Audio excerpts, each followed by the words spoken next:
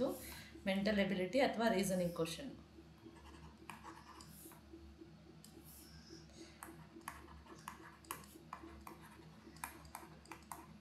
So ನಿಮಗೇನು upcoming GPSTR exam ಬರ್ತದೆ, so ಆ ಒಂದು ಎಕ್ಸಾಮಲ್ಲೂ ಕೂಡ ಈ ಒಂದು ಕಾನ್ಸೆಪ್ಟ್ ಮೇಲೆ ಒಂದಷ್ಟು ಕ್ವಶನ್ಸ್ ಇರುತ್ತೆ. ಜೊತೆಗೆ ನೆಕ್ಸ್ಟ್ ಯಾವ್ಯಾವ ರೀತಿಯಾದ ಕಾಂಪಿಟೇಟಿವ್ ಎಕ್ಸಾಮ್ಸ್ ಇದೆ, FT, ST ಅಥವಾ ಗ್ರೂಪ್ C ಎಕ್ಸಾಮ್ಸ್ ಆಗಿರ್ಬೋದು. ಸೊ ಈ ಒಂದು ಎಕ್ಸಾಮ್ಸ್ಗೆ ರಿಲೇಟೆಡ್ ಆಗಿರುವಂಥ ಒಂದಷ್ಟು ಕ್ವಶನ್ಸ್ ನಾವಿಲ್ಲಿ ಡಿಸ್ಕಸ್ ಮಾಡ್ತಾ ಹೋಗೋಣ. ಸೊ ಇದು ಕಾಮನಾಗಿ ಎಲ್ಲ ಕಾಂಪಿಟೇಟಿವ್ ಎಕ್ಸಾಮ್ಸ್ಗಳಿಗೂ ಕೂಡ ಯೂಸ್ ಆಗುವಂಥ ಕ್ವಶನ್ಸ್ ಆಗಿರುತ್ತೆ. ಸೊ ದಯವಿಟ್ಟು ಯಾರು ವೀಡಿಯೋನ ಸ್ಕಿಪ್ ಮಾಡಿದರೆ ಕೊನೆವರೆಗೂ ನೋಡಿ. ಹಾಗೆ ಇನ್ನೂ ಯಾರ್ಯಾರು ನಮ್ಮ ಚಾನಲ್ ಸಬ್ಸ್ಕ್ರೈಬ್ ಆಗಿಲ್ಲ ದಯವಿಟ್ಟು ಸಬ್ಸ್ಕ್ರೈಬ್ ಆಗಿ ಅಂತ ಹೇಳ್ತಾ ಕ್ಲಾಸ್ನ ಸ್ಟಾರ್ಟ್ ಮಾಡ್ತಾ ಇದ್ದೀನಿ. ಸೊ ಫಸ್ಟ್ ಕ್ವಶನ್ನ ನೋಡ್ತಾ ಹೋಗೋದಾದರೆ, ಫಸ್ಟ್ ಕ್ವಶನ್ ಹೀಗಿದೆ. ನಂಬರ್ ಸೀರೀಸ್ ಮೇಲೆ ಕೇಳಿರುವಂಥ ಕ್ವಶನ್ ಇದು. ಸೊ ನಂಬರ್ ಸೀರೀಸ್ ಅಂದರೆ ಇಲ್ಲಿ ನಂಬರ್ಸ್ನ ಕೊಟ್ಟಿದ್ದಾರೆ ನೋಡಿ, ಅಬ್ಸರ್ವ್ ಮಾಡಿ. 3, 9, 27, 80, 81 ಅಂತ ಇದೆ. ಸೊ ನೆಕ್ಸ್ಟ್ ನಂಬರ್ ಯಾವುದು ಅಂತ ನೀವು ಫೈಂಡ್ ಔಟ್ ಮಾಡಬೇಕು. ಸೊ ಇಲ್ಲಿ ಏನು ಮಾಡಿದ್ದಾರೆ, ಯಾವ ಒಂದು ಮೆಥಡ್ನ ಫಾಲೋ ಮಾಡಿದ್ದಾರೆ ಅಂತ ಫಸ್ಟ್ ನೀವು ಅನಲೈಸ್ ಮಾಡಬೇಕಾಗುತ್ತೆ. ಸೊ 3 ಆದಮೇಲೆ 9 ಇದೆ, ಅಂದರೆ 9 ಆದಮೇಲೆ 27 ಇದೆ. ಏನು ಮಾಡ್ತಿದ್ದಾರೆ, ಈಚ್ ನಂಬರ್ಗೆ 3ನ ಮಲ್ಟಿಪ್ಲೈ ಮಾಡ್ತಿದ್ದಾರೆ. ಫಸ್ಟ್ 3 ಇದೆ, ನೆಕ್ಸ್ಟ್ ನಂಬರ್ ಬರಬೇಕು ಅಂದರೆ 3 3s 9. ಸೊ ನೆಕ್ಸ್ಟು ಈ ನಂಬರ್ಗೆ 9 ನಂಬರ್ಗೆ 3ನ ಮಲ್ಟಿಪ್ಲೈ ಮಾಡ್ತಾರೆ 27, ಹಾಗೆ 27 3s 81. ದೆನ್ 81ಗೆ ಏನು 3ನ ಮಲ್ಟಿಪ್ಲೈ ಮಾಡಿದ್ರೆ ನೆಕ್ಸ್ಟ್ ನಂಬರ್ ಏನು ಬರುತ್ತೋ ಅದು ಬರುತ್ತೆ. So 81 3s how much will get 243 ಬರುತ್ತೆ. ಸೊ ನೆಕ್ಸ್ಟ್ ನಂಬರ್ ಇಲ್ಲಿ ಏನಾಗುತ್ತೆ, ಆನ್ಸರ್ ಬಂದು 243 ಆಗುತ್ತೆ. ಹೀಗೆ ನೀವು ಯಾವ ಒಂದು ಮೆಥಡ್ನ ಫಾಲೋ ಮಾಡಿದ್ದಾರೆ ಅಂತ ಅನಲೈಸ್ ಮಾಡಿ ನಂಬರ್ನ ಫೈಂಡ್ ಔಟ್ ಮಾಡಬೇಕಾಗುತ್ತೆ. ಸೊ ನೆಕ್ಸ್ಟ್ ಒನ್,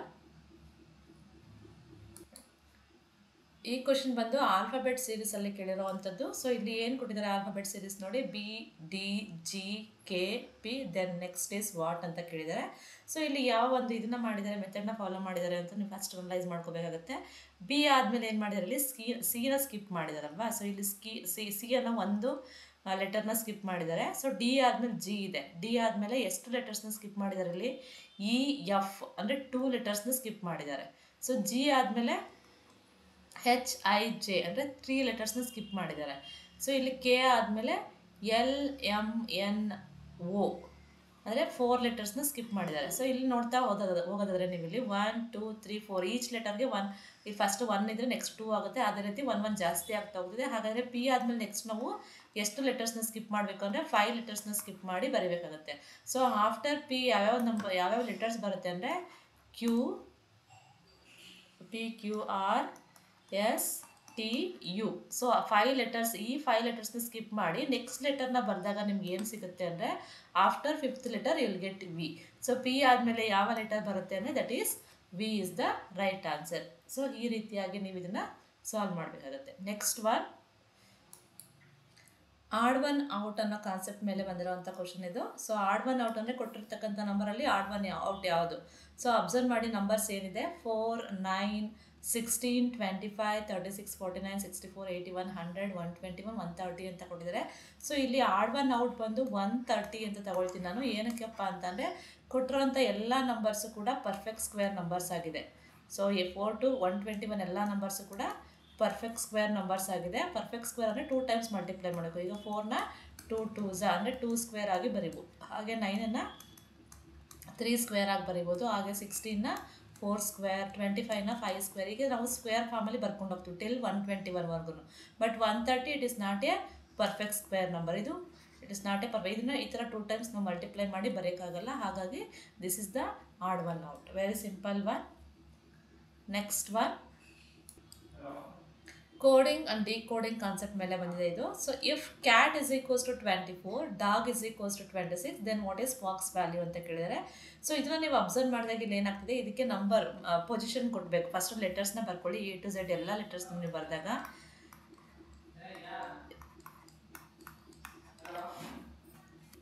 ಸೊ ಇಲ್ಲಿ ಎಲ್ಲ ಲೆಟರ್ಸ್ಗೂ ನಂಬರ್ನ ಕೊಡ್ತಾ ಹೋಗಿ 1 2 3 4 5 6. ಸೊ ಇವಾಗ ಈ ರೀತಿಯಾಗಿ ನಂಬರ್ಸ್ನ ನೀವು ಕೊಟ್ಟು ನೆಕ್ಸ್ಟ್ ಅವ್ರು ಏನು ಕೊಟ್ಟಿದ್ದಾರೆ, ಕ್ಯಾಟ್ ವ್ಯಾಲ್ಯೂ ಇಸ್ 24 ಅಂತ ಕೊಟ್ಟಿದ್ದಾರೆ. ಸೊ ಕ್ಯಾಟ್ ವ್ಯಾಲ್ಯೂನ ನೀವು ಬರೆದಾಗ C ಎಷ್ಟಿದೆ, 3 ಇದೆ. ಸೊ C ಪ್ಲೇಸಲ್ಲಿ 3ನ ಬರ್ಕೊಳ್ಳಿ. And A value is 1 and T value is 20. So ಎಲ್ಲ ನಂಬರ್ಸ್ನು ಆ್ಯಡ್ ಮಾಡ್ಕೊಳ್ಳಿ. 3 + 1 4, 4 + 1 4 + 20 24 ಬರುತ್ತೆ. So cat value, the sum of the letter positions ಏನಿದೆ ಅದರ ಒಂದು ಸಮ್ನ ತಗೊಂಡಾಗ ನಿಮ್ಗೆ ಬರುವಂಥ ವ್ಯಾಲ್ಯೂ ಆಗಿದೆ. ಹಾಗೆ ಡಾಗ್ ನೀವು ತಗೊಂಡಾಗ D value is 4 plus O value is 15. 4 plus 15 ಅಂದರೆ 19 ಆಗುತ್ತೆ. G value is 7. 19 plus 7 will get 26. ಅದೇ ರೀತಿ ಫಾಕ್ಸ್ಗೆ ನೀವು ಬರೆದಾಗ ಸೊ ಫಸ್ಟ್ ನೀವೇನು ಮಾಡಬೇಕು, ಎಫ್ನ ಒಂದು ವ್ಯಾಲ್ಯೂನ ತಗೋಬೇಕಾಗುತ್ತೆ. ಸೊ ಎಫ್ ಬಂದು ಯಾವ ಪ್ಲೇಸಲ್ಲಿದೆ, 6th ಪೊಸಿಷನಲ್ಲಿದೆ. ದೆನ್ ಓ, ಲೆಟರ್ ಓ ಬಂದು 15 ಇದೆ. ಆ್ಯಂಡ್ ದೆನ್ ಎಕ್ಸ್ ಬಂದು 24 ಇದೆ. So add all the numbers. So add ಮಾಡ್ಕೊಳ್ಳಿ, ಇಲ್ಲಿ get the fox value. Fox is equals to 6 plus 15 plus 24. Add all the numbers, ಇಲ್ಲಿ get the fox value. It is very simple, you should analyse properly. So 6 plus 15 ಅಂದಾಗ 21, 21 plus 24 ಅಂದರೆ 25 ಬರುತ್ತೆ. So fox value ಎಷ್ಟು ಬರ್ತದೆ ಇಲ್ಲಿ, 25 is the right answer. Next question ಬಂದು blood relation ಅನ್ನೋ concept ಮೇಲೆ ಕೇಳಿರೋವಂಥದ್ದು. ಸೊ ಇದು A is the brother of B ಅಂತ ಕೊಟ್ಟಿದ್ದಾರೆ. ಎ ಅನ್ನೋದು, ಎ ಆ್ಯಂಡ್ ಬಿ ಎರಡು ಕೂಡ brothers. A is the brother of B, ಇದು ಬ್ರದರ್, ಇವೆರಡೂ ಬ್ರದರ್ ರಿಲೇಷನ್ಶಿಪ್ ಹೊಂದಿದೆ, ಎ ಮತ್ತು B. And B is the mother of C. B ಅನ್ನೋದು ಏನಾಗ್ತಿದೆ, ಇದು ಬಿ ಬಂದು ಇದಕ್ಕೆ ಮದರ್, ಯಾವುದಕ್ಕೆ, B is the mother of ಸಿಗೆ ಮದರ್ ಆಗುತ್ತೆ, ಬಿ ಸಿಗೆ ಮದರ್ ಆಗುತ್ತೆ. ದೆನ್ ಎ ಮತ್ತು ಸಿಗೆ ಇರುವಂಥ ರಿಲೇಷನ್ಶಿಪ್ ಏನು ಅಂತ ಕೇಳಿದ್ದಾರೆ. What is A to C, A ಮತ್ತು ಸಿಗೆ ವಾಟ್ ಇಸ್ ದ ರಿಲೇಷನ್ಶಿಪ್ ಅಂತ ಕೇಳಿದ್ದಾರೆ. So A to C what is the relationship ಅಂತಾನೆ ನೀವು ಅಬ್ಸರ್ವ್ ಮಾಡಿ. ಇಲ್ಲಿ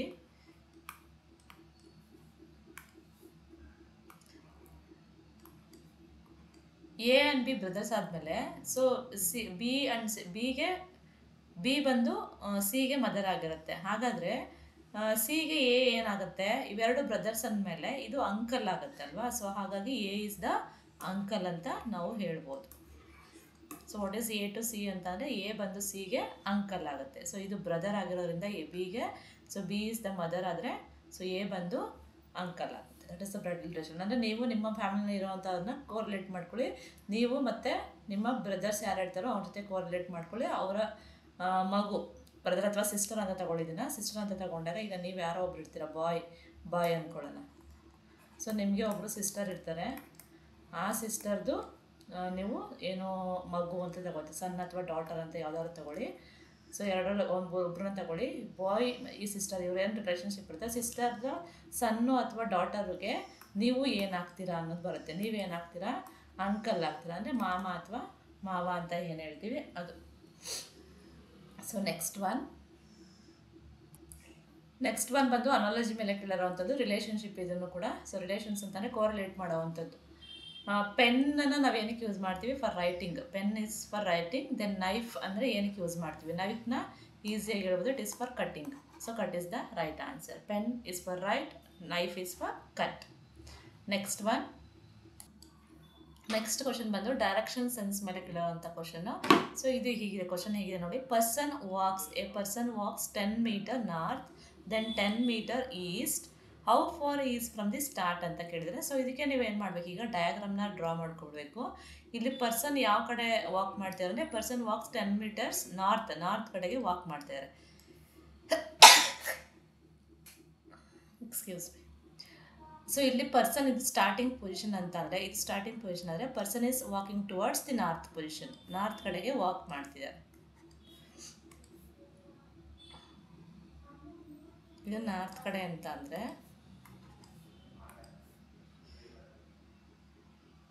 ನಾರ್ತ್ ಕಡೆ ವಾಕ್ ಮಾಡ್ತಾರೆ. ಎಷ್ಟು ಡಿಸ್ಟೆನ್ಸ್ ಕವರ್ ಮಾಡ್ತಾರೆ ಅಂದರೆ 10 meter. So after covering 10 meter distance ಆದಮೇಲೆ ಏನು ಮಾಡ್ತಾರೆ, ದೆನ್ 10 meter ಈಸ್ಟ್ ಕಡೆ ಅಂದರೆ ಪೂರ್ವದ ಕಡೆ. ಸೊ ಈಸ್ಟ್ ಕಡೆ ಮತ್ತೆ 10 meter ವಾಕ್ ಮಾಡ್ತಾರೆ, ಆಯಿತಾ. ಸೊ ಇದು 10 meter, ಇದು ಸ್ಟಾರ್ಟಿಂಗ್ ಪೊಸಿಷನು, ಇದು ನಾರ್ತ್ ಕಡೆ ಹೋಗ್ತಾ ಇರೋವಂಥದ್ದು, ಇದು ಈಸ್ಟ್ ಕಡೆ ಹೋಗ್ತಾ ಇರೋವಂಥದ್ದು. ಈ ರೀತಿಯಾಗಿ ಪಾಯಿಂಟ್ ಮಾಡ್ಕೊಳ್ಳಿ. So how far is from the start. So starting position ಇದಾದರೆ ಇಲ್ಲಿಂದ ಅವ್ನು ಹೋಗಿ ತಲುಪಿರೋದಲ್ಲಿ ಈ ಪೊಸಿಷನ್ಗೆ 10 meter towards the East. So towards East ಕಡೆಗೆ 10 meter ಹೋಗಿದ್ದಾನೆ ಅಂದರೆ ಇಲ್ಲಿಂದ ಇಲ್ಲಿಗೆ ಇರುವಂಥ ಡಿಸ್ಟೆನ್ಸ್ ಎಷ್ಟು ದೂರ ಹೋಗಿದ್ದಾನೆ ಅವನು. ಸ್ಟಾರ್ಟಿಂಗ್ ಪೊಸಿಷನಿಂದ ಅವ್ನು ಫೈನಲ್ ಆಗಿ ತಲುಪಿರುವಂಥ ಪೊಸಿಷನ್ಗೆ ಇರುವಂಥ ಡಿಸ್ಟೆನ್ಸ್ ಎಷ್ಟು ಅಂತ ನೀವು ಫೈಂಡ್ ಔಟ್ ಮಾಡಬೇಕು. ಸೊ ಇಲ್ಲಿ ನೀವು ಏನು ಮಾಡಬೇಕಾಗುತ್ತೆ, ಸೊ ಇದು ಮ್ಯಾಥ್ಸ್ ಯಾರು ಓದಿರ್ತೀರ ಅವ್ರಿಗೆ ತುಂಬ ಈಸಿ ಆಗುತ್ತೆ. ಇದು ನೋಡಿದಾಗ ನೀವು ಇದು ಒಂದು ರೈಟ್ ಆ್ಯಂಗಲ್ ಟ್ರಯಾಂಗಲ್ ಅಂತ ನಾವು ಹೇಳ್ತೀವಿ. ಸೊ ಅಂದರೆ ಒಂದು ಆ್ಯಂಗಲ್ ಬಂದು 90 degree ಇರುತ್ತೆ. ಸೊ ಈ ಥರ ಇದ್ದಾಗ ಟ್ರಯಾಂಗಲ್ಲು ನಾವು ಪೈಥಾಗೋರಸ್ ಥಿಯರಮ್ನ ಯೂಸ್ ಮಾಡ್ತೀವಿ.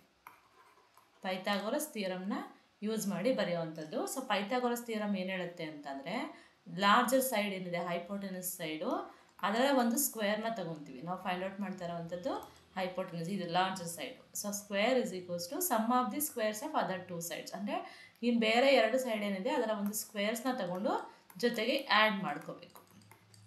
ಅಂದರೆ NS square plus NE square. ಇದು ಪೈಥಾಗೋರಸ್ ಥಿಯರಮ್ ಫಾರ್ಮುಲಾ ಇದು. ಓಕೆನಾ? ಸೊ ಇಲ್ಲಿ ಈಗ ವ್ಯಾಲ್ಯೂಸ್ ಸಬ್ಸ್ಟಿಟ್ಯೂಟ್ ಮಾಡಿ, ನಮಗೆ ಗೊತ್ತಿಲ್ಲ SE ಸ್ಕ್ವೇರ್ ಎಷ್ಟಿದೆ ಅನ್ನೋದು ನಮ್ಗೆ ಗೊತ್ತಿಲ್ಲ. ಈ ಡಿಸ್ಟೆನ್ಸ್ ನಾವು ಫೈಂಡ್ ಔಟ್ ಮಾಡ್ತಾ ಇದ್ದೀವಿ, ಹಾಗಾಗಿ write it as it is. Then NS square ಎಷ್ಟಿದೆ? 10 square. Then NE square is 10 square. ಎರಡೂ ಕೂಡ 10 ಮೀಟರ್ 10 ಮೀಟರ್, ಸೊ 10 ಸ್ಕ್ವೇರ್ ಆಗುತ್ತೆ.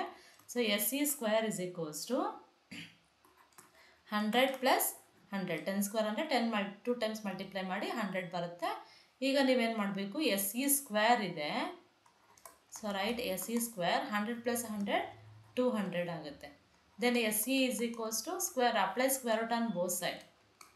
Apply square root on both side. ಎರಡೂ ಕಡೆ ಸ್ಕ್ವೇರ್ ರೂಟ್ನ ಅಪ್ಲೈ ಮಾಡಿದ್ರೆ ಈ square and square root get cancelled, ಇಲ್ಲಿ ಸ್ಕ್ವೇರ್ ರೂಟ್ ಆಫ್ 200 ಬರುತ್ತೆ.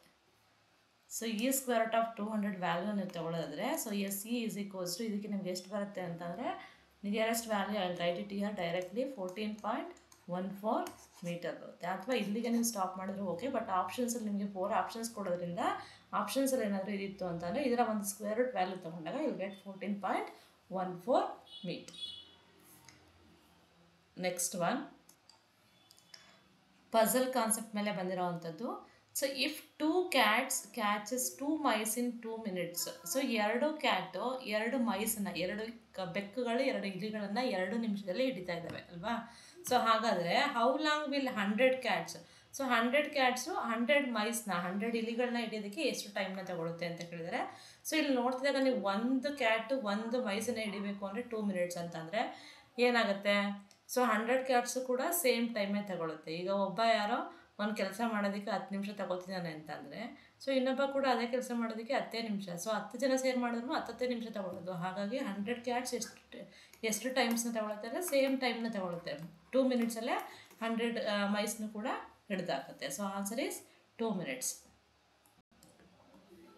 ನೆಕ್ಸ್ಟ್ ಕ್ವಶನ್ ಬಂದು ಕ್ಯಾಲೆಂಡರಲ್ಲಿ ಕೇಳಿರುವಂಥದ್ದು. ಸೊ ಈ ರೀತಿಯಾದಂಥ ಕ್ವಶನ್ಸ್ ಕೇಳ್ತಿರ್ತಾರೆ, ನೀವು ಸುಮಾರು ಕ್ವಶನ್ ಪೇಪರಲ್ಲಿ ನೋಡೇ ಬರೀತೀರ. ಇಫ್ ಟುಡೇ ಇಸ್ ವೆನ್ಸ್ಡೇ, ಇವತ್ತು ವೆನ್ಸ್ಡೇ ಆದರೆ what day will it be after 45 days? After 45 days ಆದಮೇಲೆ ಯಾವ ಡೇ ಇರುತ್ತೆ ಅನ್ನೋದನ್ನು ನೀವು ಫೈಂಡ್ ಔಟ್ ಮಾಡಬೇಕು. ಸೊ ಇದಕ್ಕೆ ಸಿಂಪಲ್ ಮೆಥಡ್ ಬಂದು, ಸೊ ನಮಗೆ ಏನು ಕೇಳ್ತಿದ್ದಾರೆ ಆಫ್ಟರ್ 45 ಡೇಸ್ ಅಂತ ಕೇಳ್ತಿರಲ್ವಾ? ಸೊ ಈ 45ನ ನೀವು ಏನು ಕೊಟ್ಟಿದ್ದಾರೋ ಆಫ್ಟರ್ ಸಮ್ ಡೇಸ್ ಅಂತ ಕೇಳಿದಾಗ ಯಾವ ನಂಬರ್ನ ಕೊಟ್ಟಿರ್ತಾರೋ ಆ ನಂಬರ್ನ ಡಿವೈಡ್ ಬೈ 7 ಅಂತ ಮಾಡ್ಕೊಳ್ಬೇಕು. ಡಿವೈಡ್ ಬೈ 7 ಏನಕ್ಕೆ ಮಾಡ್ಕೋತೀವಿ ಅಂದರೆ 1 ವೀಕ್ಗೆ 7 ಡೇಸ್ ಇರುತ್ತೆ.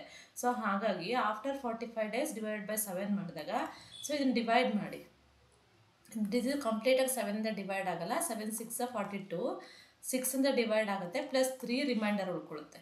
ಸೊ ಅಲ್ವಾ, ಈ 3 ರಿಮೈಂಡರ್ನ ನೀವೇನು ಮಾಡಬೇಕು, 3 ಶೇಷ ಏನು ಉಳ್ಕೊಳುತ್ತೋ, 7 6 42, 45 - 42 ಮಾಡಿದ್ರೆ 3 ರಿಮೈಂಡರ್ ಬರುತ್ತೆ.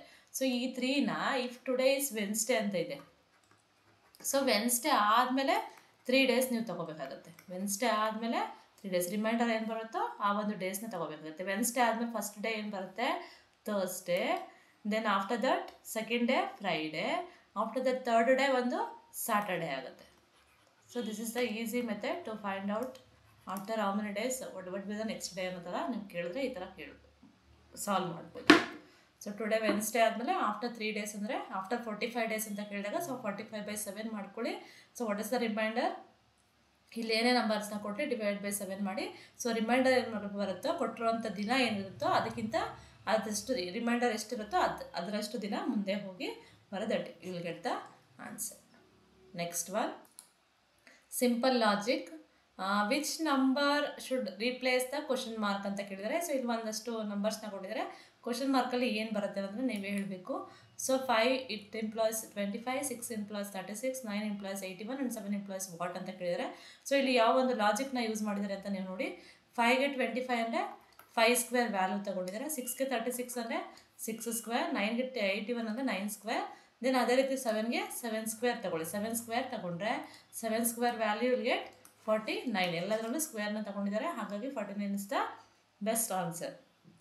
ಸೊ ಇದಿಷ್ಟು ಇವತ್ತಿನ ಕ್ಲಾಸಲ್ಲಿ ಡಿಸ್ಕಸ್ ಮಾಡಿರೋವಂಥದ್ದು. You what some more question, you please comment me. ನಿಮ್ಗೆ ಇನ್ನೂ ಹೆಚ್ಚಿನ ಕ್ವಶನ್ಸ್ ಬೇಕು ಇದರಲ್ಲಿ ಅಂತಂದರೆ ಕಮೆಂಟ್ ಸೆಕ್ಷನಲ್ಲಿ ತಿಳಿಸ್ಕೊಡಿ. ಹಾಗೆ ವಿಡಿಯೋ ಇಷ್ಟ ಆದರೆ ದಯವಿಟ್ಟು ಲೈಕ್ ಮಾಡಿ, ಹಾಗೆ ನಿಮ್ಮ ಫ್ರೆಂಡ್ಸ್ಗೂ ಕೂಡ ಶೇರ್ ಮಾಡಿ.